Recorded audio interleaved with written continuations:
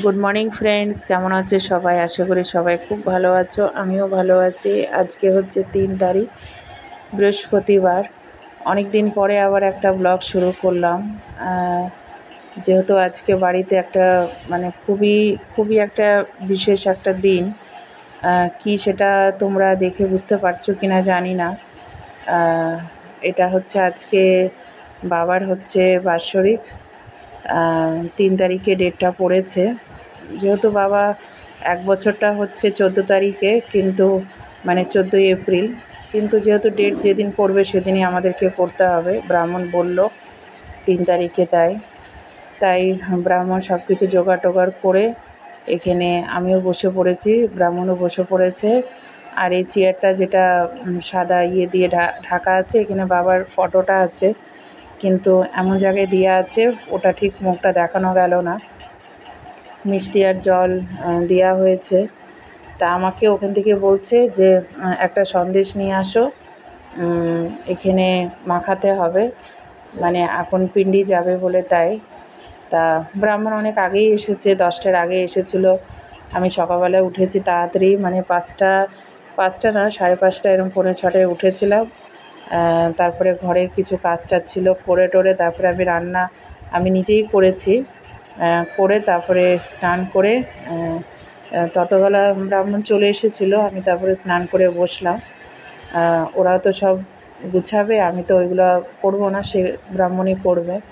তা যাই হোক, সব কিছু করে টোরে কাজটা মিটলো বাবার। 1 বছর আমাদের অনেক কিছুই মানচিন ছিল। একাদশী করেছি, কোনো বিয়েবাড়ি, কোনো নিমন্ত্রণ বাড়িতে যাইনি।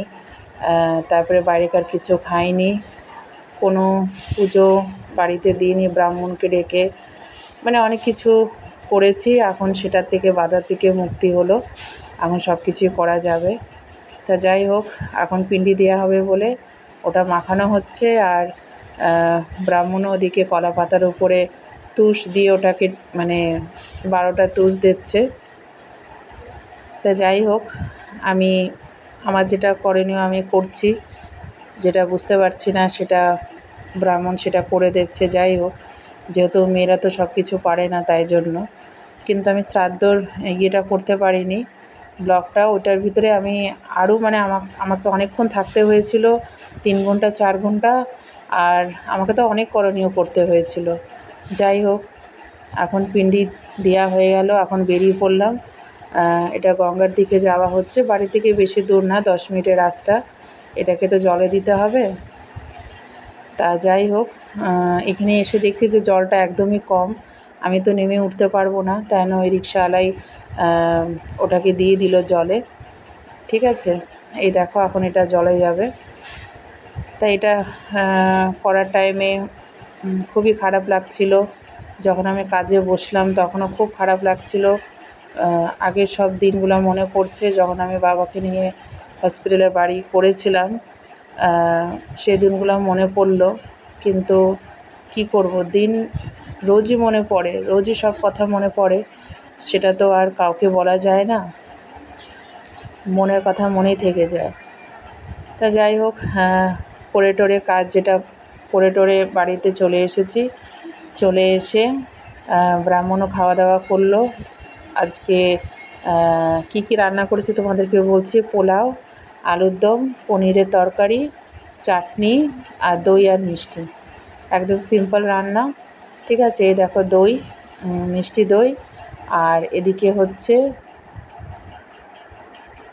আর এটা হচ্ছে কমলা ভোগ। ঠিক আছে, আমার অত ভালো লাগে না, কিন্তু তাও আমি নিলাম। যেহেতু রসগোল্লার সাইজটা দোকানে গিয়ে দেখছি ছোটো, এই সাইজটা বড় ছিল বলে এটাই নিলাম। আর বাবার জন্য আলাদা সন্দেশ ছিল, যাই হোক, আর রসগোল্লাও ছিল। আর এই দেখো, এই দিনে একই দিনে আবার ঘরে কুলার মানে আসলো।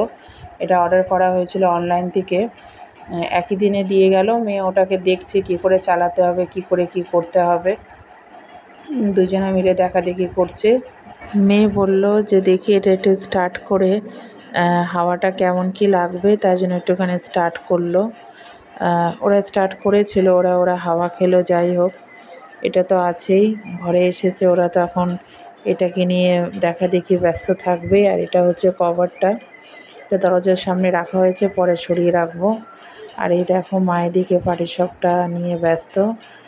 আমরা তো 1 বছর কোনো পিঠে টিঠে কিচ্ছু খাইনি, কোনো পুজো পালি, কোনো মন্দিরে যাওয়া কিচ্ছু করিনি, কোনো নিমন্ত্রণ বাড়িতেও যাইনি। আজকে সব কিছু বাধা শেষ হলো। আর এদিকে হচ্ছে মাটির গ্লাস, থালা, বাটি, এটা বাবাকে খাবার দিতে হবে সন্ধ্যের সময়। এটা হচ্ছে লোক দেখানো, আর কিছুই না। আসল ছিল পিন্ডিটা, যেটা দেয়া হয়ে গিয়েছে। আর সব কিছু সাজিয়ে টাজিয়ে আমরা 6টার পরেই বেরিয়ে গেছিলাম। তা যাই হোক, এই দেখো এখানে সাজানো হয়ে গেছে পোলাও, চাটনি, পনির, আলুর দম, মিষ্টি, দই, পাটিসাপটা সব কিছু এখন দেওয়া হবে। ঠিক আছে, তাহলে চলো বেরিয়ে পড়ি, আর দেরি করবো না। সো ফ্রেন্ডস, অনেকক্ষণ বাদে আবার তোমাদের সামনে এলাম। এখন বাজছে 7:30। ঠিক আছে, দেখলেই যে বাবার খাবার নিয়ে গেলাম। নিয়ে যাওয়ার পর তারপরে স্নান একটুখানি করেছি, সামনে একটু জল দিয়েছি, চুলটা বেঁধে নিলাম, আর একটু ক্রিম নিয়েছি। এখন এখানে এসে বসা হলো।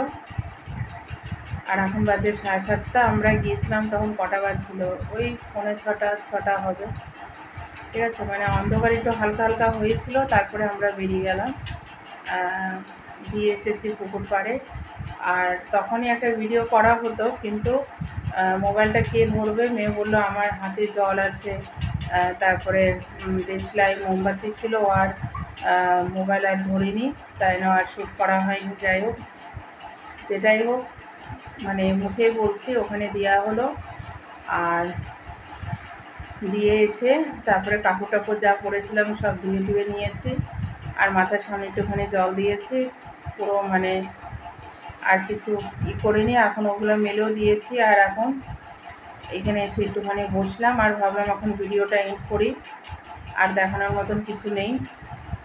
সারাদিনে যা হলো একটু একটু করে শ্যুট করা হয়েছে। আর ভিডিওটা আরেকটু আগেই শুরু করতাম, কিন্তু রান্না করছিলাম, খুব তাড়াহুড়ো ছিল, আর শ্যুট করতে পারলাম না। তাই জন্য নাহলে আরেকটু বড় হতো। যাই হোক, আর রান্নাটা কিন্তু পুরোটাই আমি করেছি, এটা কেউ করিনি। তা যাই হোক, আর কোনো জায়গার থেকে অর্ডার করেও আনিনি, এটা বাড়িতেই রান্না করা। তাহলে ঠিক আছে, আজকে এই পর্যন্তই। আবার অন্য ব্লগ নিয়ে আবার আসব। আর এর আগে আরেকটা ছেলের একটা জন্মদিনের এটা শ্যুট করা হয়েছিল, কিন্তু ওটা আমি দিইনি, ব্লগটা পড়েই আছে। জানুয়ারি মাসের গল্প, সে তখন তো শীতকাল ছিল, আর এখন হচ্ছে এপ্রিল। ওটা আমি দিয়ে দেবো। আমার নেটের খুব সমস্যা, আমার নেট একদম অল্প থাকে, তার ভিতরে মেয়ে মোবাইল নিলে আর আমি নেট আর পাই না। তা যাই হোক, দেওয়া হবে ভাবছি, কিন্তু দেওয়া হচ্ছে না। আমি দিয়ে দেবো, তোমরা প্লিজ দেখো। আর আজকের কেমন কি হলো সেটাও তোমরা একটু জানিও। ঠিক আছে, আর বেশি বড় করব না, এখন আর ভালো লাগছে না। এখন গিয়ে মনে হচ্ছে শোয়ার থেকে ভালো চুপচাপ বসে থাকবো। ঠিক আছে, আবার অন্য ব্লগ নিয়ে আবার তোমাদের সামনে আসবো। তোমরা সবাই ভালো থেকো। ঠিক আছে, টাটা।